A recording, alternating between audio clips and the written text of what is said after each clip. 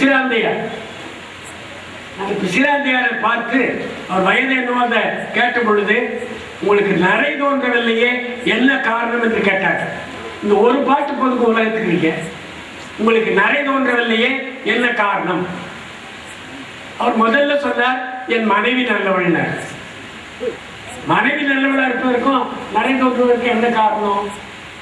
பொதுவாக இந்த பாட்டனுக்கு நீண்ட நேரம் விளக்குவதற்கு வாய்ப்பில்லை. பொதுவாக கவலையினால நரை வரும் என்று சொல்றாங்க.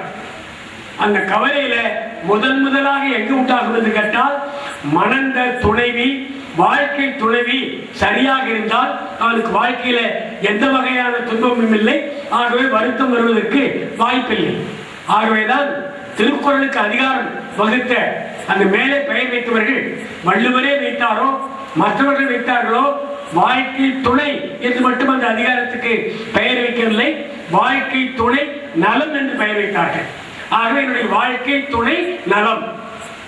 அடுத்தது என்னுடைய மக்கள் நல்லவர்கள், என்னுடைய பணியாட்கள் சொல்றாங்க, என்னுடைய பங்காளிகள் அல்லது உடன் பிறந்தவர்கள், யான்கள் கலையர் என் இளையரும்.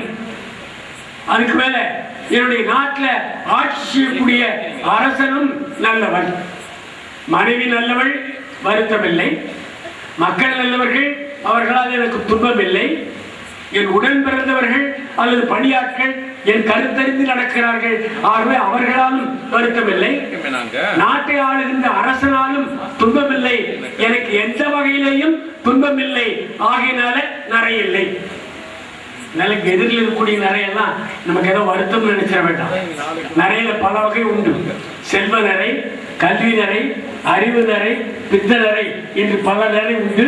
இங்க இருக்கிற நிறையெல்லாம் அறிவு நிறையாக, செல்வ நிறையாக இருக்க வேண்டிய தவிர வேறு நிறையாக இருந்து விடுதல் கூடாது. ஆக துன்பம் வராததுனால நிறை இல்லை சொன்னதோடு விட்டுதான் பரவாயில்ல. அடுத்து இவர்களால துன்பமே வந்தாலும் அங்கேதான் வருகிறான் தமிழ். இத்தனை பேரும் எனக்கு துன்பம் விளைக்கூடியவர்கள். மனைவி அடங்காப்பிடாரி, மகன் கொடுவாள் தூக்குபவன், பங்காளிகள் சண்டைக்கு வருபவர்கள், அரசனோ கொடுங்கோலன், இத்தனை பேராலும் துன்பமே வந்தாலும் இந்த துன்பத்தை போக்கக்கூடிய மருந்து, அருமையான மருந்து என் ஊர்ல இருக்கிறதுன்னு சொன்னார். என் ஊர்ல எவ்வளவு துன்பம் எனக்கு வந்தாலும் அந்த துன்பத்தை நீக்குகின்ற மருந்து. அங்கு ஒரு வரிதான் தமிழன் உலகத்துக்கு கொடுத்த கொடை, கடைசி வரி. சான்றோர் பலர் யான் வாழும் ஊரே. யார் இடத்துக்கு தங்கணிக்கப்படுவர்கள் அம்பையை கேட்டால் எந்த நாடு நல்ல நாடு? காடா இருக்கிறதா, நாடா இருக்கிறதா, மேடா இருக்கிறதா, பள்ளமா இருக்கிறதா? இயற்கை அமைப்பினால ஒரு நாட்டுக்கு பெருமை வருமா, சிறப்பு வருமா என்று கேட்டால் நிச்சயமாக இல்லை. வேறு எதனால பெருமை வரும்?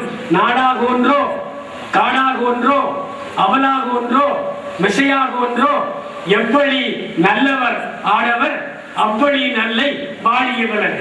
ஆக சங்க இலக்கியம் முழுவதையும் நீங்கள் எடுத்தால் எங்கு மக்கள் நல்லவர்களாக இருக்கிறார்களோ அந்த நாடுதான் சிறந்த நாடு என்கின்ற வகையிலே நல்வாழ்த்து சொல்வதற்காகவே அமைந்தவைகள் சங்க இலக்கியங்கள். அதுல நாடகத்தை பற்றி சொன்னேன். இந்த 3 திங்கள், ஞாயிறு, மழை. பல பேர் கேட்கிறாங்க, முதல்ல ஞாயிற்று தானே சொல்ல வேண்டும், அடுத்துதானே திங்களை சொல்லணும், அடுத்துதானே மழையை சொல்லணும்னு சொன்னா அங்கேயே கதைக்கு ஒரு கதை தலைவி யார் என்பதை காட்டுவிடுகிறார். கதை உங்களுக்கு தெரியும். கண்ணகியை பொறுத்தவரை பூம்புகாரில ஒரு அமைதியான பெண், மதுரையிலே ஒரு புரட்சிகரமான பெண், கொங்கு நாட்டிலே ஒரு கருணையான பெண். அவளை பொறுத்த வரைக்கும் 3 தன்மை. சோழ நாட்டிலே அமைதியான பெண், ஒரே ஒரு வார்த்தை 2 வார்த்தை பேசுகிறார். அதில் கூட இளங்கோவடிகள் நயம் காட்டுவார். எனக்கு அதெல்லாம் நேரம் இல்லை. அடுத்தது சோழ நாட்டிலே அவள் பொங்கி எழுந்து பாண்டியனையே அழிக்கிறார். பிறகு சேர நாட்டிலே தெய்வமாக மாறுகிறார். ஆக புகார் நகரிலே நல்ல குளிர்ந்து ஒளி வீசக்கூடிய நிலவு, பாண்டி நாட்டிலே சுட்டரிக்கக்கூடிய சூரியன், சேர நாட்டிலே கருணை மொழி பெய்யக்கூடிய தெய்வமாக அவள் மாறுகிறாள் என்று கதை போக்கையே அந்த 3 பாடல்களை பாடிவிட்டார் என்று கூட எண்ண தோன்றும். நான் எதற்கு சொல்ல வந்தேன்? சிறந்த நாடகம் என்பதற்காக சொல்ல வந்தேன். திங்களை போற்றுதும் திங்களை போற்றுதும். அந்த நாட்களில் எல்லாம் நாடகம் நடக்கிற பொழுது முதல்ல தொடங்குவதற்கு முன்னால் திரைக்கு பின்னால் இருந்து அத்தனை பேரும் சேர்ந்து ஒன்றாக பாடுவார்கள். அதற்கு கூட்டப்பாட்டு, கோரஸ் என்று பெயர். இந்த 3 பாடல்களும் 4 பாடல்களும் சிலப்பதிகாரத்துக்கு அமைந்த கோரஸ். ஒன்னா பாடுறாங்க பின்னால இருந்து. எனக்கு பாட வராது, இங்க பாடி பார்க்கலாம்.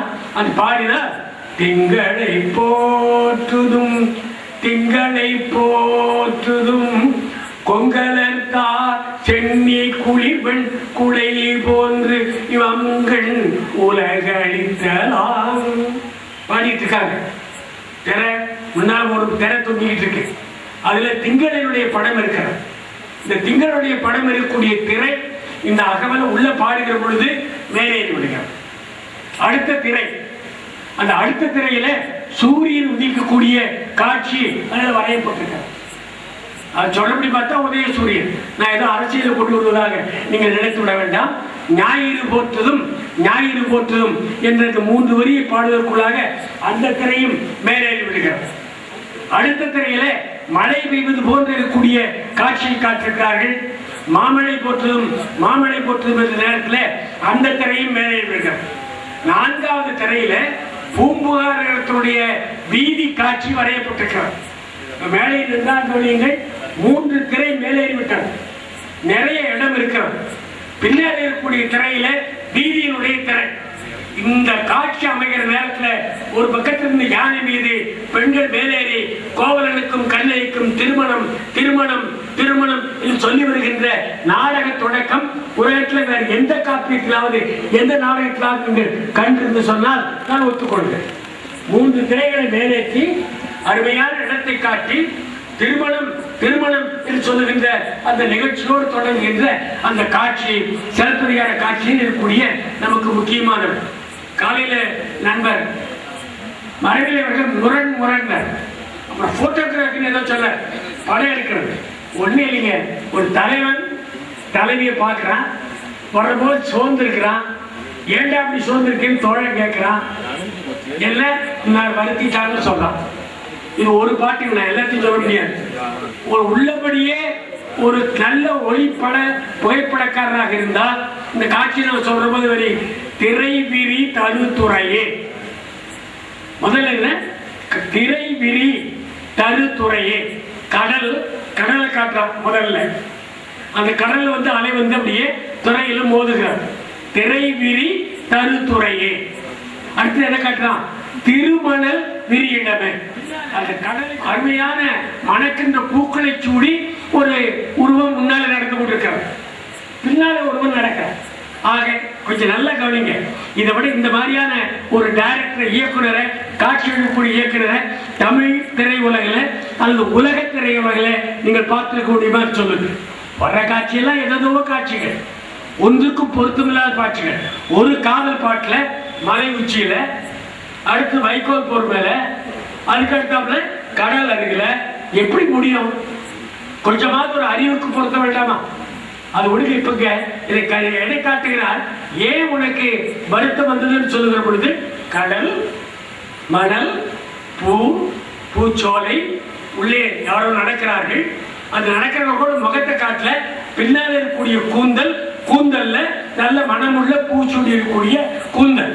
அப்படி போற உருவம் மெதுவா அப்படி திரும்பு. அது திரும்ப உடனே பார்த்தா மதிப்புரை திருமுகமே, மறுவிரி புரி குழலே மதிப்புரை திருமுகமே. அப்படி திரும்பிச்சு இல்லையா? அதுல 2 கயல் மீன்கள் துள்ளின. அந்த கயல் மீன்கள் தான் என்னை காத்து விட்டன, என்னை வருத்தப்பட்டு விட்டன. இப்படி ஒரு அருமையான ஒரு 4 வரி உள்ள பாட்டுல அருமையான காதல் காட்சி, யாருடைய மனமும் புண்படாதபடி எல்லோரும் பார்க்கின்ற அளவுக்கு நமக்கு தருகின்ற இலக்கியங்கள் ஏராளமான இலக்கியங்கள் உண்டு. அந்த இலக்கியங்களை நீங்கள் படிக்க வேண்டும். எனக்கு பெரிய வருத்தம், நண்பர் மலையப்பன் போன்றவர்கள் ஏன் புதுக்கோட்டையை திரட்டல? கையை பிடிக்க பயன் இல்லை. தமிழுக்கு என்ன செய்கிறோம்? நான் வர்ற போது அங்கேயே மாட்டிட்டேன் அறையிலேயே.